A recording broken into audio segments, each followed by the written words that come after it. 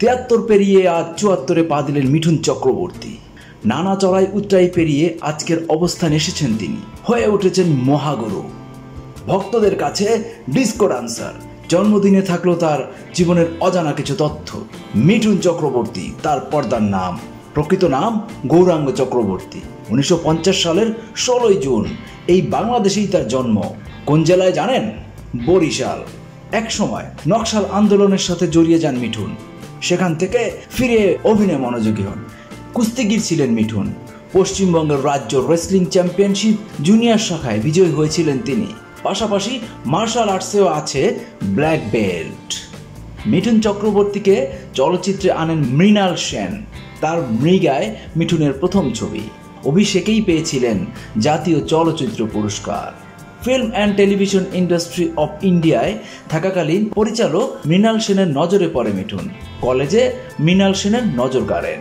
তার বছর 2 পর মৃগায় অভিনয়ের সুযোগ পান।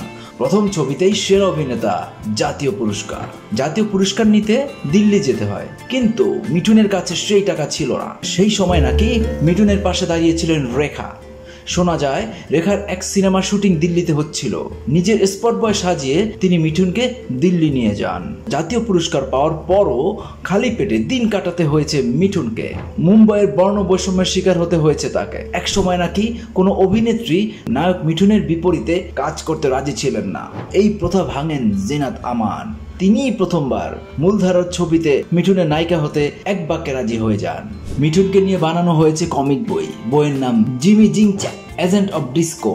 এক বছরে সবচেয়ে বেশি ছবি মুক্তির রেকর্ড মিঠুনের। 1989 সালে তার 19টি ছবি মুক্তি পায়। প্রাণীপ্রেমী মিঠুনের বাড়িতে 70টিরও বেশি কুকুর আছে পাখিও।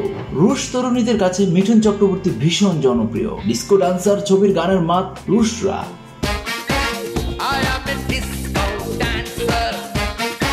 বাংলাভাষী মিঠুন অভিনয় করেছেন হিন্দি, পাঞ্জাবি, ওড়িয়া, ভোজপুরি, তামিল, তেলেগু, কন্নড় ছবিতেও।